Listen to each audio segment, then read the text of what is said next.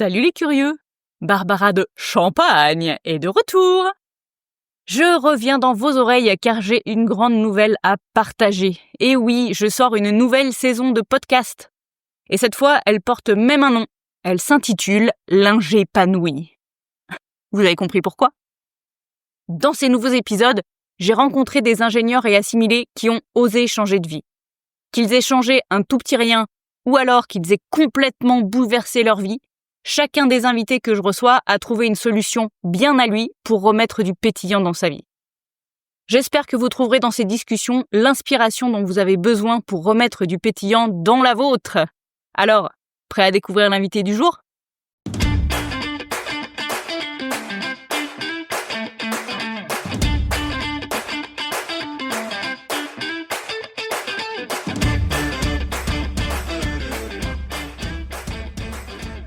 Bonjour Florian.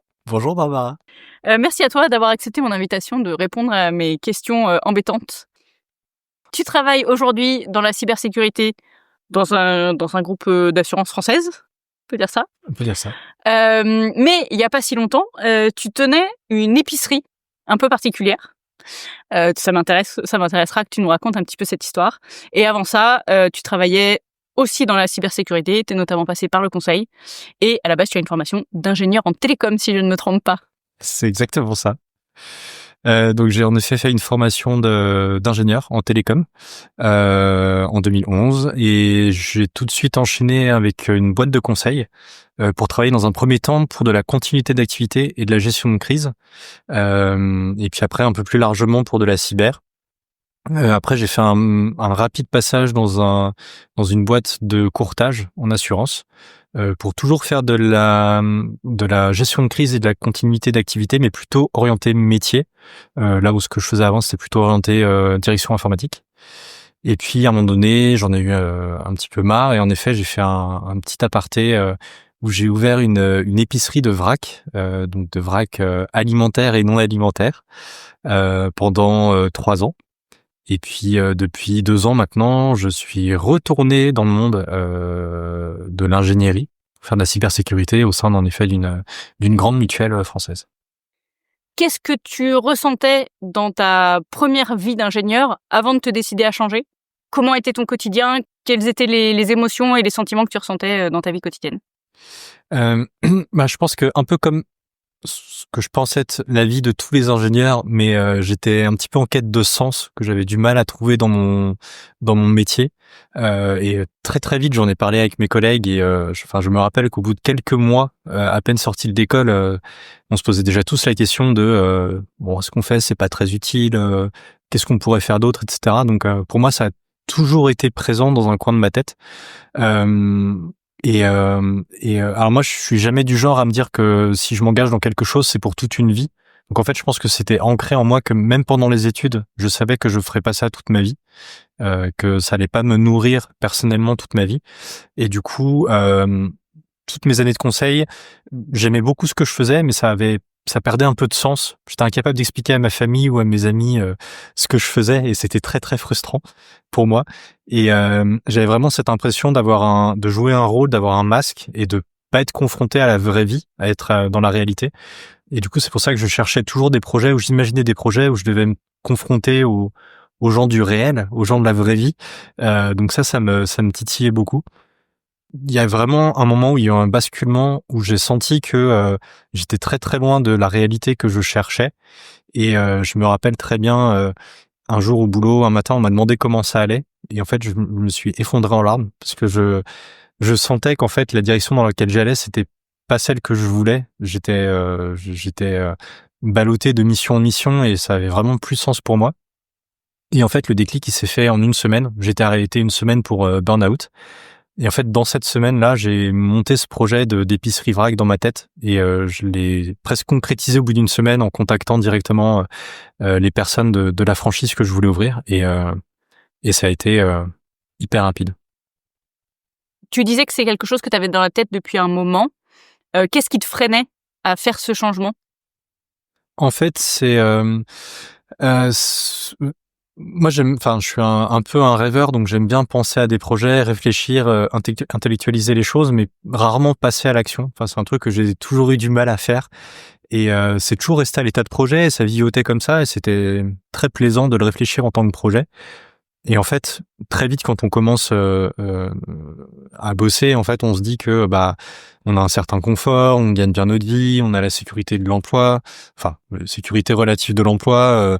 On a des métiers qui sont, enfin, on doit bosser, mais je me suis jamais, enfin, j'ai jamais eu à faire des heures pas possibles pour m'en sortir, et on était content de ce que je faisais, donc je vivotais un peu sur un confort nouvellement acquis post-école, en gros. Et j'ai toujours dit le ratio risque à prendre et gain était pas forcément bon. Et il y a vraiment ce moment où il y a eu le basculement, où vraiment le pro n'allait plus du tout. Où là, je me suis dit, je suis prêt à m'asseoir sur mon confort, je suis prêt à laisser ma vie parisienne, à revendre mon appartement pour autre chose qui a vraiment du sens. Et en fait, ça a toujours été une question d'équilibre, où la balance a toujours penché plutôt côté confort. Et puis en fait, même si on en parle avec les collègues, on s'alimente aussi tous à pas vouloir prendre de risques.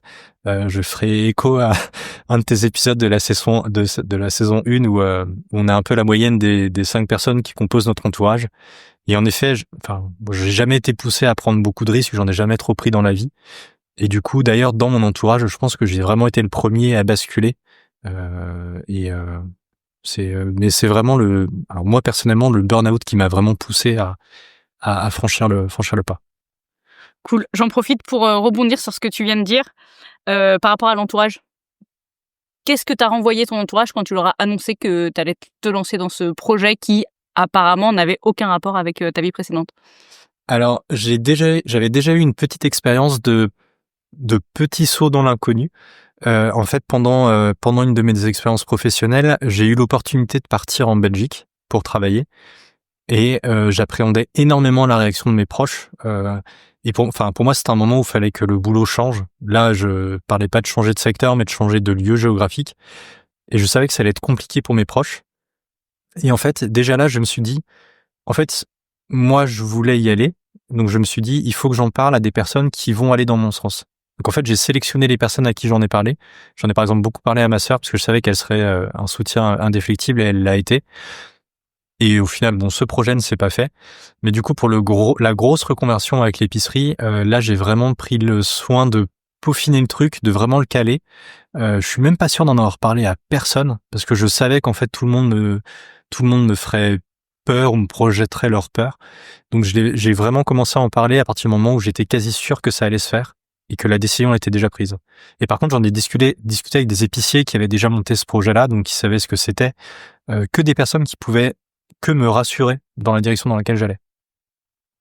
Mais par exemple, j'ai un de mes frères qui est hyper casanier, qui ne sort pas de sa ville, qui n'a jamais pris de risque. Et j'ai vraiment cette idée de dès que je vais lui parler de quelque chose, il va me parler d'abandonner le salaire que j'ai, du confort que j'ai, mais quand même c'est risqué, etc. Donc typiquement, je sais que je me protège de ça si j'ai un saut à faire un peu dans l'inconnu. Et une fois que t'as fait le saut, justement, est-ce qu'il t'a soutenu ou est-ce qu'il a continué à te dire que c'était risqué, etc., que tu devrais reprendre ton ancien boulot? En fait, je leur en ai parlé quand vraiment la décision était prise, pareil pour mes parents, et ils ont été vraiment d'un énorme soutien. Alors pour le coup, on a vraiment la chance d'avoir des parents exceptionnels. Mais en fait, eux, ce qui compte, c'est qu'on soit heureux. Et en fait, ça pose aucun problème pour eux. Ils nous font confiance. Ils se disent qu'on sait ce qu'on fait. Je les ai aussi beaucoup rassurés parce que quand on est ingénieur, en fait, j'ai pas eu le sentiment de sauter dans l'inconnu parce que ingénieur, on peut toujours faire marche arrière. En fait, on retrouvera toujours du travail. Donc en fait, il y a pas vraiment de notion de risque en fait. Enfin, moi, quand je me suis lancé, je me suis vraiment dit que c'était pas risqué et que, au pire, je fais marche arrière. Je suis toujours parti en bon terme des entreprises dans lesquelles j'ai travaillé. Donc juste un coup de fil à passer entre guillemets et on se fait réembaucher. Donc mais en tout cas, ils ont tous été d'un super soutien. J'ai ouvert du coup l'épicerie dans la ville où ma famille vit. Et ils sont tous venus m'aider à préparer. Ils ont tous été des clients fidèles constamment. Donc, ils ont vraiment été d'un super soutien. Une fois qu'ils ont compris que c'était possible, que c'était lancé et que, de toute façon, je le ferai quoi qu'il arrive. Et là, tu nous as principalement parlé de ta famille, mais tes amis, comment ça s'est passé? Est-ce que tu as eu des jugements peut-être ou... De la part de mes amis, j'ai pas eu de jugement. J'ai eu de l'inquiétude, mais plus de l'inquiétude de leur peur à eux. Et c'est marrant parce que, enfin, ça a passé vers les 30 ans. Et je pense que j'ai pas un ami qui réfléchissait pas à se reconvertir à cette époque. Et en fait, je suis presque apparu comme un espèce de héros à ce moment-là, ou de super-héros. Tous mes collègues de la boîte me disaient tous, ah, mais c'est génial, on aimerait trop faire pareil. Et du coup, c'était marrant parce que je cherchais pas forcément du soutien là, mais ça m'a boosté aussi à me dire, ah bah, en fait, j'ai l'impression de changer pour tout le monde. Je fais le virage que certains ne veulent pas prendre. Et, et c'est marrant parce que, du coup, là, maintenant, je reviens dans un monde d'ingénieurs, donc je recroise des anciens collègues aussi, qui sont toujours dans les mêmes travers. Donc, enfin, certains n'ont pas vraiment évolué, n'ont pas changé, n'ont pas trouvé la clé pour aller mieux dans leur quotidien. Et du coup, ça me fait dire que j'ai bien fait, en fait. Je suis revenu, donc, enfin, c'est pas que je suis revenu, c'est que c'est une nouvelle étape, mais je suis content de l'avoir fait et ouais. Ah, je peux peut-être pour compléter. Alors, c'est pas des amis, mais du coup, j'ai ouvert le magasin. Donc, il y avait eu pas mal d'articles parce que c'était pas commun un ingénieur qui ouvre ce genre de magasin. Et du coup, j'ai beaucoup de clients que je ne connaissais pas qui venaient dans mon magasin et qui connaissaient mon passé. Et en fait, j'étais surpris et étonné de certains qui me disaient mais pourquoi vous avez fait ça? Enfin, ingénieur, c'est quand même une super position. Enfin, franchement, vous allez regretter. Des gens que je ne connaissais ni d'Ève ni d'Adam. Et c'est marrant parce que j'avais juste à dire à ces gens mais vous êtes ingénieur, vous savez ce que c'est que le métier d'ingénieur? En fait, les gens ne savent pas. Donc en fait, c'est marrant les a priori qu'on peut avoir sur les métiers, sur les postes, et en fait, on idolâtre un peu ce métier. Alors qu'en fait, il y a plein de manières d'être ingénieur, et puis c'est pas toujours facile. C'est pas que des métiers bien payés, loin de là. Donc ouais,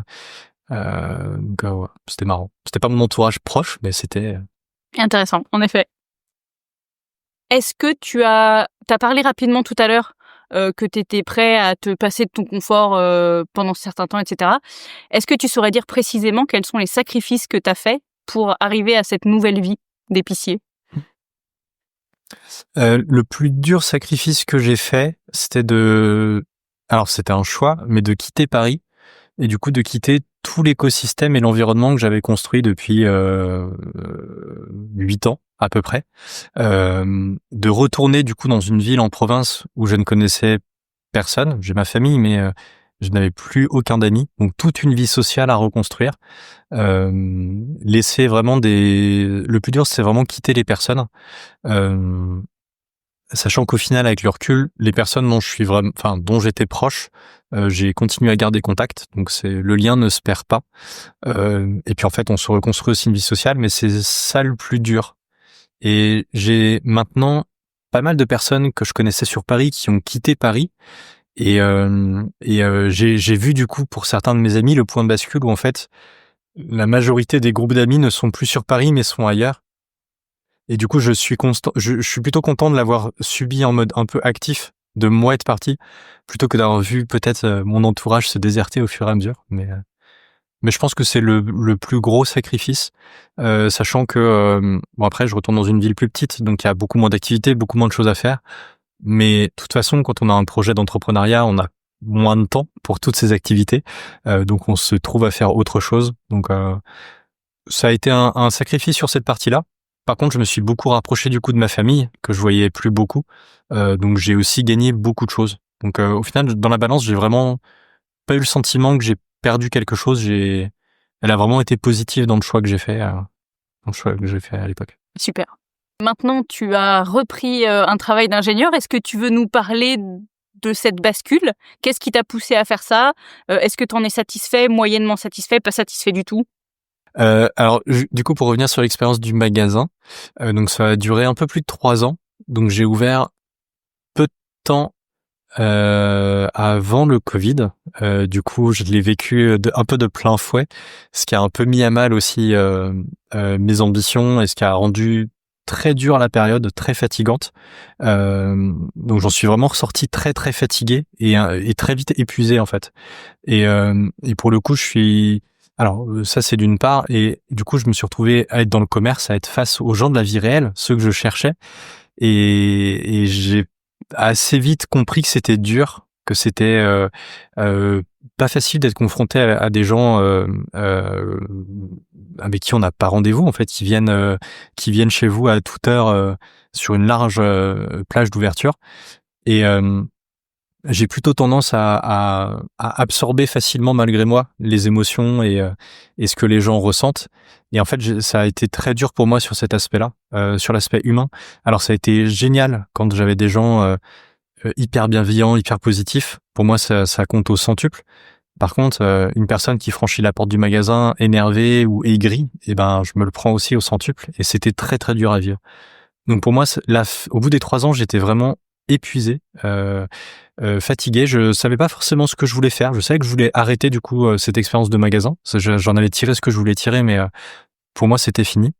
Et en fait, bon, fruit du hasard, j'ai un ancien client à moi de quand je faisais du conseil qui m'a appelé, qui me demandait ce que je faisais, qui savait pas du tout où j'en étais, qui était à des années-lumière de savoir ce que j'avais fait comme changement de vie. Et du coup, il avait un poste à pourvoir en cybersécurité. Alors, pas forcément un sujet qui me passionnait à l'époque. Je peux pas dire que ça me passionne non plus aujourd'hui, mais je sais que cette personne-là, pour moi, humainement, elle était géniale. Et l'idée de travailler pour lui, j'ai vu ça comme une super opportunité. C'était l'occasion de sortir du magasin, de peut-être prendre du recul avant de faire autre chose. Et du coup, j'ai rencontré donc cette personne. J'ai rencontré la personne avec qui j'allais être en lien aussi direct, donc ma chef actuelle, avec qui le contact s'est très bien passé. Vraiment le profil que j'adore en tant que manager, vraiment quelqu'un qui sait ce que c'est qu'être manager, enfin l'humain en premier. Et du coup, j'ai accepté ce poste-là. Du coup, maintenant, donc je suis expert cybersécurité pour cette mutuelle et je travaille. Je sais pas si ça fait partie de la question. Ah, tu peux.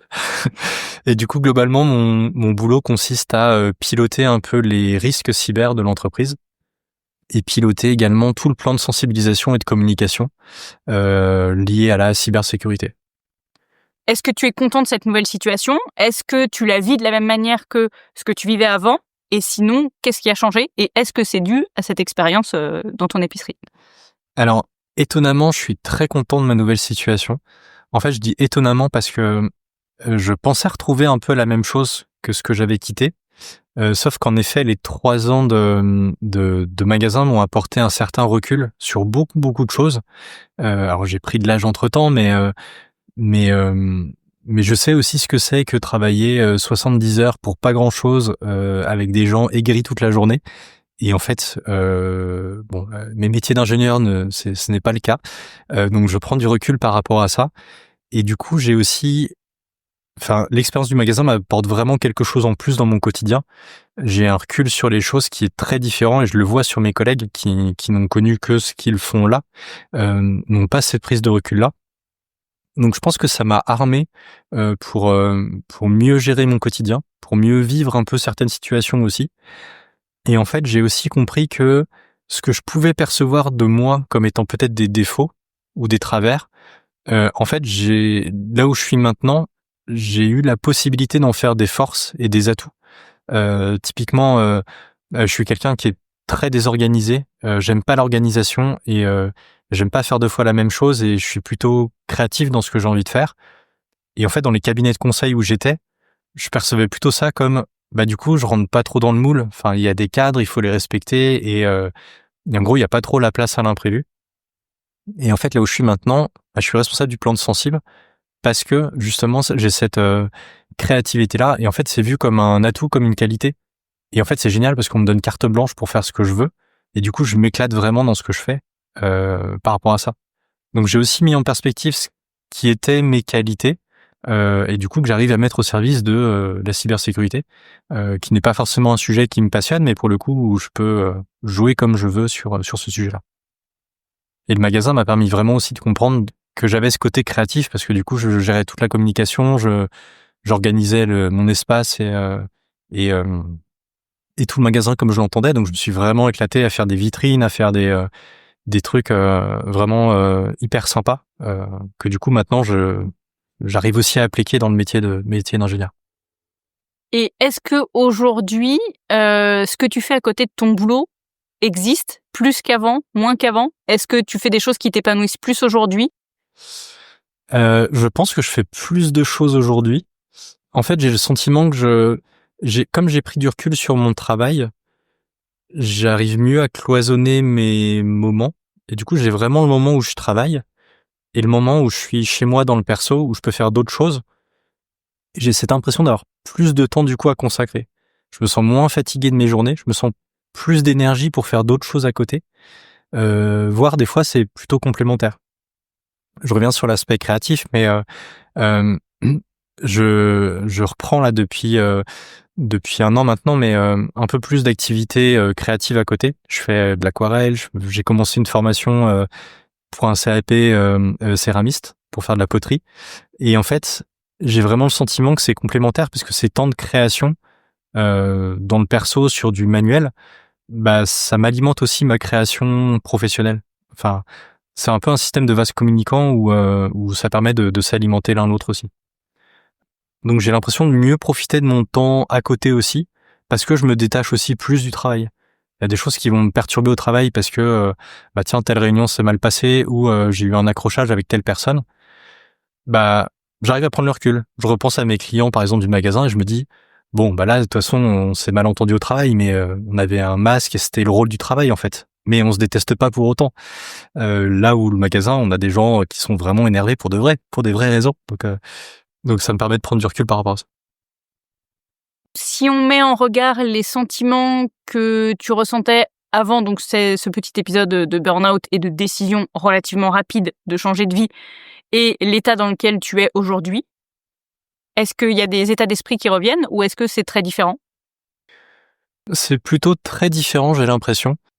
Cette recherche un peu de sens ou c'est pas quelque chose que je ressens aujourd'hui. Non pas que je le cherche plus ou je l'ai trouvé, c'est que en fait le travail, je me concentre aussi plus maintenant sur ce qui est essentiel. Je vais perdre moins de temps au travail sur des choses un peu futiles. Ou si on me demande des choses juste pour m'occuper, bon, en fait je vais le dire et du coup je vais pas le faire. Donc je sais aussi mettre plus de limites avec mes chefs et me concentrer à ce qui est essentiel. Du coup j'ai plus le sentiment de faire des choses inutiles que je pouvais avoir peut-être plus jeune en étant plus simple exécutant d'une grosse machine bien huilée. Et puis maintenant, j'arrive mieux à m'organiser aussi pour trouver des temps à côté pour compléter un peu cette quête de sens. Et par exemple, j'avais vraiment besoin d'avoir quelque chose de très terre à terre. Alors pour le coup, je suis tombé dans la terre avec la poterie, sans jeu de mots. Mais du coup, je trouve aussi mon sens à côté. Et c'est plutôt complémentaire. Et j'ai plein d'idées de choses que je veux lancer à côté et je sais que je vais y consacrer le temps et que mon boulot ne viendra pas empiéter sur ces projets-là. Alors ça fait 2 ans du coup que j'ai repris le métier d'ingénieur, mais en tout cas j'ai pas retrouvé ces questionnements que je pouvais avoir, mais qui je pense sont des questionnements enfin j'ai le sentiment pour moi, mais vraiment liés aux jeunes, aux ingénieurs, parce qu'on a des jeunes aussi ingénieurs dans la boîte où je suis et ils se posent ce genre de questions. Du coup c'est intéressant parce que je peux leur donner un petit peu de perspective et de recul, mais c'est les mêmes questions que moi je me suis posées à l'époque, donc mais et les ingénieurs un peu plus âgés que je côtoie, j'ai moins l'impression qu'ils sont dans ces réflexions-là. Est-ce que le fait d'avoir une famille, potentiellement aussi, ça peut pas jouer sur ce genre de choses? Je pense que, alors en effet à l'époque, j'étais essentiellement entouré d'amis qui étaient soit dans la même boîte, soit qui avaient des métiers un peu similaires. Donc en fait, même sur les temps perso, on se voyait entre nous. Si on parlait un petit peu boulot, on avait des boulots un peu similaires et des travers un peu similaires. Là maintenant, c'est vrai qu'avec une vie de famille, on parle peu boulot parce qu'en fait, on a des boulots très différents, donc on se comprend pas forcément l'un l'autre. Et puis en fait, on n'a pas forcément envie de parler boulot. Enfin, on prend nécessairement tout de suite plus de recul en fait quand dans la vie perso, on n'est pas entouré d'ingénieurs qui font de la cybersécurité, bah on parle pas cybersécurité. Et puis en fait, une fois que notre entourage a compris qu'il faut changer leur mot de passe, ils arrêtent de poser des questions. Donc oui, je pense que ça permet de prendre du recul aussi. Et alors moi j'ai une situation un peu particulière, c'est que je vis en province et je viens sur Paris 2 jours par semaine pour voir mes collègues, mais sinon je suis en télétravail loin. Et du coup, cette distance géographique, c'est aussi une distance mentale que j'arrive à avoir quand je travaille pas, en fait. Parce que du coup, chez moi, je suis très loin de mes lieux de travail. Je pense que ça joue aussi. Merci. Est-ce que ta vision de la réussite a changé?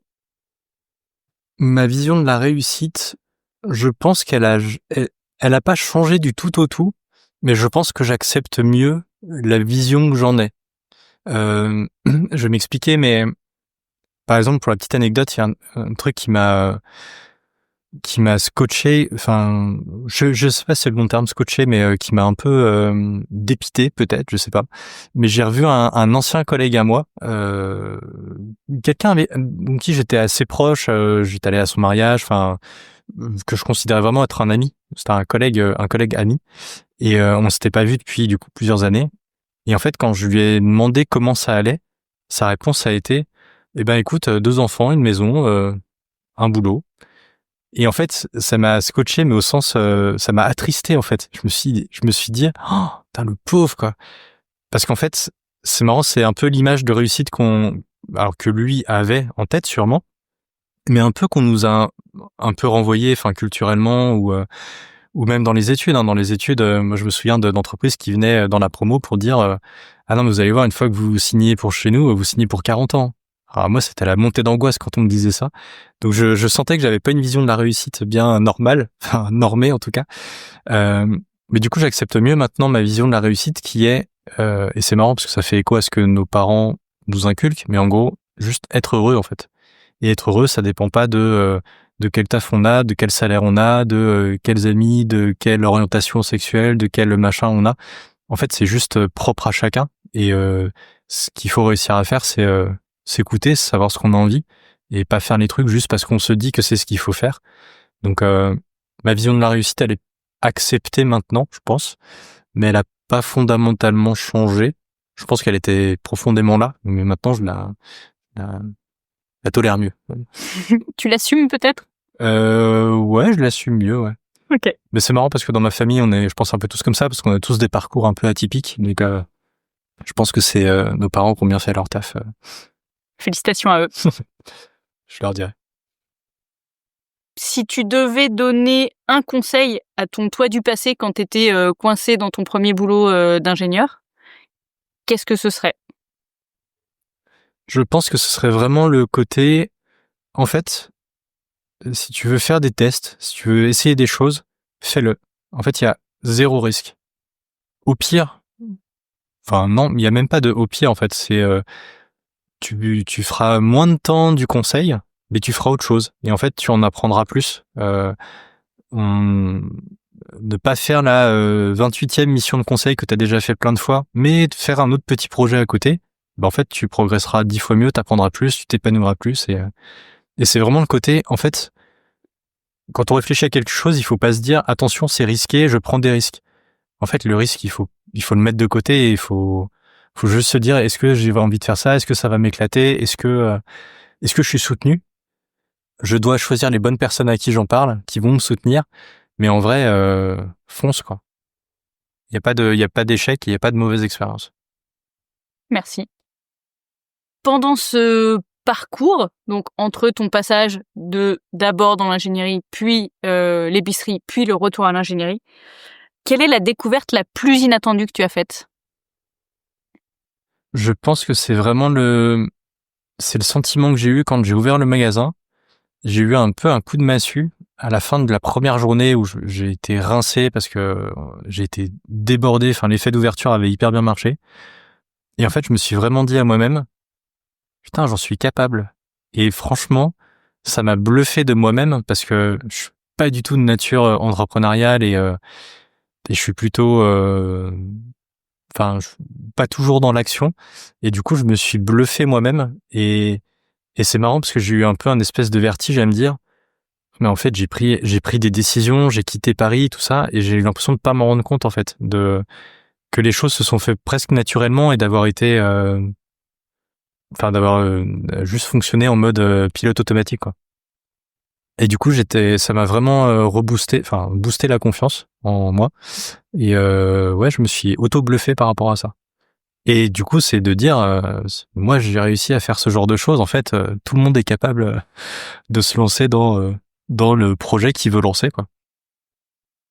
C'est génial parce que je pense qu'en fait, on l'a tous ressenti, ce truc-là. Enfin, tous les gens qui sont passés à travers cette histoire l'ont ressenti. Ouais. En tout cas, C'est le côté moi, je l'ai vertige. ressenti. Non, mais ouais, c'est ça, le côté de se dire, je viens de faire un truc oufissime, j'ai réussi, et en fait, c'était presque facile. Et j'ai ressenti, alors, évidemment, le contexte était différent, mais j'ai ressenti la même chose, en fait. Et je pense qu'en fait, on est beaucoup, après avoir traversé cette sorte de crise existentielle avec tout plein de guillemets autour, à avoir ressenti ce truc-là. Et je pense pas qu'on puisse s'imaginer ce que c'est avant de l'avoir vécu. Je suis assez d'accord. Et je pense que c'est vraiment important de choisir son entourage qui va nous soutenir et nous pousser. Parce que du coup, en fait, on arrive à le faire parce qu'on se pose peu de questions. Moi, je sais que c'est vraiment, je pense, le burn-out où en fait, ça a complètement occulté la notion de risque et d'intellectualisation de la chose. Et en fait, j'ai mis de côté les pensées et j'ai fonctionné en mode, non, là, je dois agir, je dois être dans l'action. Et en fait, j'ai arrêté de réfléchir, de tourner en rond. Et plus on cogite, en fait, c'est moins on passe à l'action. Et Il paraît que c'est le défaut des ingénieurs, de trop réfléchir avant de passer à l'action. C'est bien des fois de réfléchir un peu, mais en effet, des fois, il faut... On réfléchit trop, on réfléchit trop. Mais c'est marrant parce que ça, typiquement, c'est un truc que maintenant j'applique dans mon boulot. J'attends plus de peaufiner le truc au carré, nickel, validé par 10 000 personnes. En fait, j'ébauche un truc, je le lance, et puis je vois comment ça évolue. Et puis au pire, je fais machine arrière et je le fais évoluer. Et au moins, les trucs avancent. Et je me surprends moi-même des fois à réussir à faire avancer des trucs où avant, je me serais presque découragé à lancer le truc. Parce qu'en réfléchissant de trop, je me serais dit, non, mais en fait, c'est impossible que ce truc avance. Du coup, j'aurais rien fait. Quel qualificatif tu utiliserais aujourd'hui pour décrire ta vie actuelle? Waouh. C'est dur comme question. J'en ai plusieurs qui me viennent en tête, mais je fasse un tri. Il faut pas trop réfléchir. Je pensais à apaiser, mais c'est pas ça. C'est plus harmonieux, peut-être. Harmonisé, harmonieux. Au sens où, en fait, j'ai la bonne dose de travail, j'ai la bonne dose de projets à côté, j'ai la bonne dose de famille, d'amitié. Enfin, c'est c'est harmonieux. Et du coup, dernière question. Est-ce que tu penses que tu vas refaire un truc comme ça, sur un coup de tête, ou au contraire très réfléchi? Alors, j'ai admis depuis longtemps être incapable à me projeter à ne serait-ce que 1 an. Donc, oui, il se passera des choses. Et moi, je vois ça plutôt comme de l'excitation, en fait. Moi, je cherche plutôt le changement. J'aime pas la routine et le changement m'excite vraiment. Donc, je sais qu'il se passera des choses. Alors, ça peut être des changements de boîte, ça peut être des changements de poste, ça peut être peut-être des reconversions, je sais pas. Mais en tout cas, je me ferme pas du tout la porte. Et au contraire, en fait, je trouve que c'est plutôt sain et plutôt motivant de se dire, en fait, j'ai encore un champ des possibles ouvert devant moi. Et puis, je verrai ce qui arrivera quand ça devra arriver. Mais ouais, j'espère bien.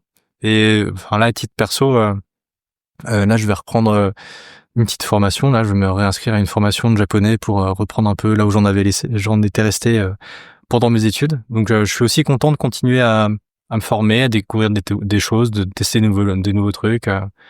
Là, cette année, je me suis inscrit dans un nouveau club de sport pour faire un autre sport. Enfin, non, la place à la nouveauté a encore de la place. Parfait. Eh ben, merci beaucoup, Florian, de t'être un peu livré et de nous avoir partagé tout ça. Avec plaisir. C'était top. Très contente de voir que, du coup, il y a quand même pas mal de miroirs entre nos deux situations, même si mon histoire est très différente de la tienne. Oui. Donc, merci pour ça, et puis à très bientôt, j'espère. Merci à toi. À bientôt. Merci d'avoir écouté cet épisode de L'Ingépanoui jusqu'au bout. Je m'appelle Barbara, ingénieure depuis 15 ans, et j'ai créé ce podcast parce que je constate qu'autour de moi, beaucoup trop d'ingénieurs brillants ont perdu leur étincelle. Des personnes curieuses, intelligentes et passionnées qui gâchent leur vie à attendre inlassablement la retraite. Si tu te reconnais dans cette description, Sache que je propose des accompagnements personnalisés pour remettre du pétillant dans ta vie. Tu peux m'envoyer un mail tout simple à barbaradechampagne@gmail.com. Rendez-vous la semaine prochaine pour une nouvelle interview inspirante.